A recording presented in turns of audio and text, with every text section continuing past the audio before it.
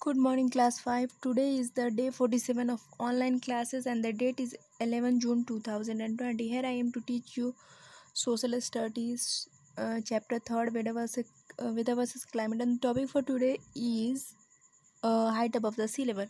But before proceeding to the today's topic, let's have a short and quick recap about what we learned in the previous classes. Previous class में हम लोगों ने क्या पढ़ा था कि वेदर और क्लाइमेट तो बड़ा अच्छे से समझ में आ गया था हम लोगों को।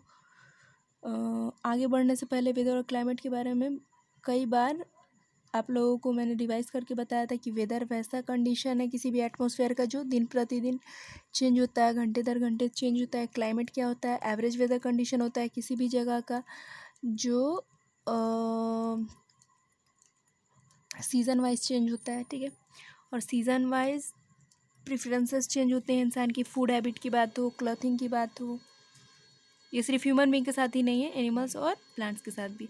और फिर बता रहा था कि फैक्टर अफेक्टिंग द क्लाइमेट, कौन कौन से घटक हैं, कौन कौन से फैक्टर्स हैं जो इन्फ्लुएंस करते हैं, प्रभावित करते हैं, प्रभाव डालते हैं क्लाइमेट पे। तो सबसे पहले टेम्परेचर था। तो टेम्परेचर क्या था? तो डिग्री ऑफ हॉटनेस और कोल्डनेस ऑफ द एयर। जब हवा में गर्मी बढ़ गई तो टेम्परेचर राइज कर गया, जब हवा में ठंडक बढ़ गई तो क्या हो गया? जाड़ा आ गया, ठीक है। तो बता रहा था कि सन जो है, सूरज जो है, अल्टीमेट सोर्स है हीट का, अर्थ पे हम लोग को पता है। ये हर समय सेम अमाउंट का, एक ही तरह के अमाउंट का हीट देता है। अब माइंड में क्वेश्चन अराइज हुआ कि यहाँ पे जब लिख रहा है कि सन जो है हमेशा एक ही अमाउंट का हीट देता है हर समय, तो क्यों किसी जगह पे गर्मी होती है ज़्यादा, किसी जगह पे ठंडक होती है, ठीक है। तो बता रहा था कि बहुत सारे फैक्टर्स हैं जो कि अफेक्ट करते हैं क्लाइमेट को। तो सबसे पहले था डिस्टेंस फ्रॉम इक्वेटर। बताया गया था कि सन का जो रे है वो क्या होता है, वर्टिकली फॉल करता है इक्वेटर पे। फिगर में बहुत अच्छे से समझाया हुआ है, ठीक है। और जो इक्वेटर से दूर का इलाका है वहाँ पे स्लैंटिंग यानी तिरछे रूप से पड़ता है। तो इक्वेटर के पास का जो एरिया है वो बहुत कम एरिया है, ठीक है। तो वहाँ पे स्मॉल एरिया है, तो वहाँ पे सूर्य की किरण जब पड़ती है तो क्या होता है, बहुत ज़्यादा गर्मी होती है। और जैसे जैसे इक्वेटर से दूरी बढ़ती जाती है, एरिया जो होता है वास्ट होने लगता है, एक्सपैंड होने लगता है, एक्सपेंशन आने लगता है, विस्तार आने लगता है।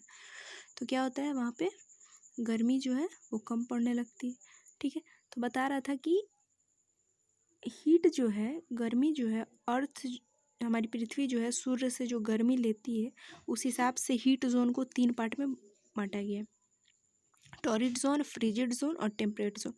टॉरिड जोन क्या था? तो ट्रॉपिक ऑफ कैंसर और ट्रॉपिक ऑफ कैप्रिकॉर्न जो है सबसे हॉटेस्ट पार्ट है पृथ्वी पर, ठीक है। इन दोनों को मिला के टॉरिड जोन के नाम से जाना जाता है। फिगर को गौर से देखिए, समझ आएगा।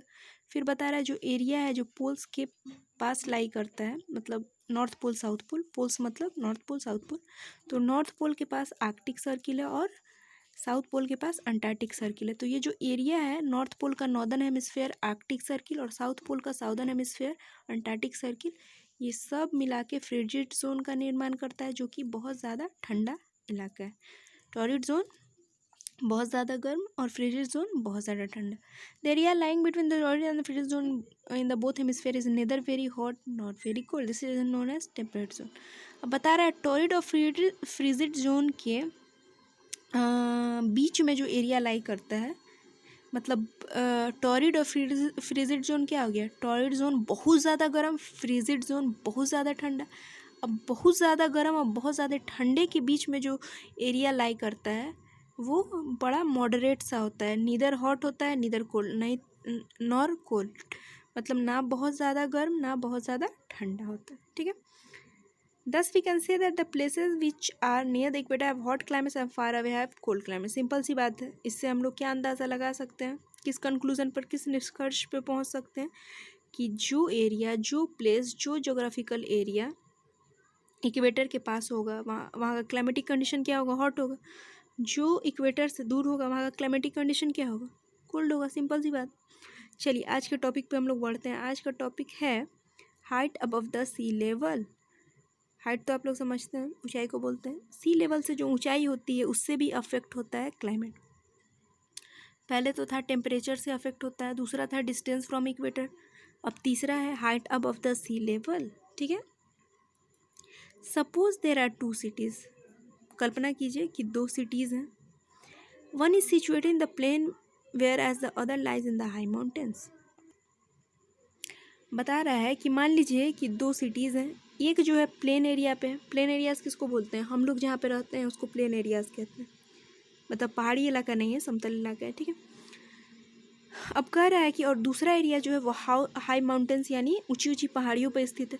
Both the cities at the same distance from the equator. दोनों सिटीज़ जो हैं, एक जो प्लेन पर स्थित है और दूसरा जो माउंटेन पर स्थित है, दोनों की इक्वेटर से सेम दूरी है।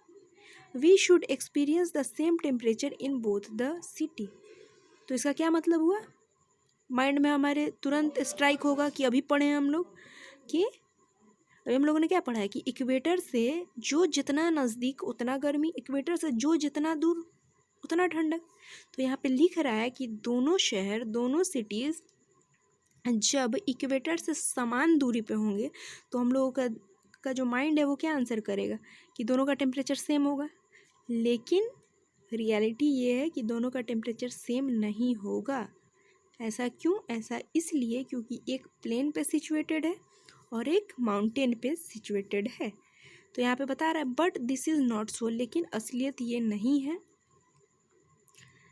कि जो अगर दोनों इक्वेटर से सेम डिस्टेंस पे है तो दोनों का क्या होगा, सेम टेम्परेचर एक्सपीरियंस करेगा। ऐसा नहीं है। Actually the city in the mountain is cooler than one in the plains. तो बता रहा है जो शहर माउंटेन के इलाका में है वो ज़्यादा ठंडा होगा प्लेन्स के कंपैरिजन में। ठीक है, thus we find that the temperature decreases with increase in height above the sea level. इससे हम लोग किस कंक्लूजन पे पहुँचे कि इस निष्कर्ष पे पहुँचे कि टेम्परेचर जो है, तापमान जो है वो डिक्रीज़ होता है, घटता है। कब? तो जैसे हाइट इंक्रीज़ होगा सी लेवल से, यानी कि हाइट बढ़ा तो टेम्परेचर क्या हुआ, घट जाता है। समझ आया? For example Shimla and Ludhiana are situated almost the same distance from the equator. बता रहा है शिमला जो है और लुधियाना जो है उनका इक्वेटर से दूरी लगभग समान है, एक जैसा है। But Shimla is cold while Ludhiana is hot in summer. लेकिन गर्मियों में क्या होता है, शिमला वैसे ही ठंडा रहता है और लुधियाना जो होता है गर्मी एक्सपीरियंस करता है। The reason is that Shimla is located at the height of 2150 meters above the sea level, whereas Ludhiana is only at the height of 250 meters above the sea level। तो बता रहा है कि रीज़न क्या है, कारण ये है कि शिमला जो है उसका हाइट है 2150 मीटर सी लेवल से और लुधियाना जो है उसका हाइट सिर्फ 250 मीटर है सी लेवल से। ठीक है, so students that's it for today. Tomorrow I will back to teach you distance from the sea and have a short and quick recap about what I've teach you today. Till then, stay home, stay safe. That's all. Thank you.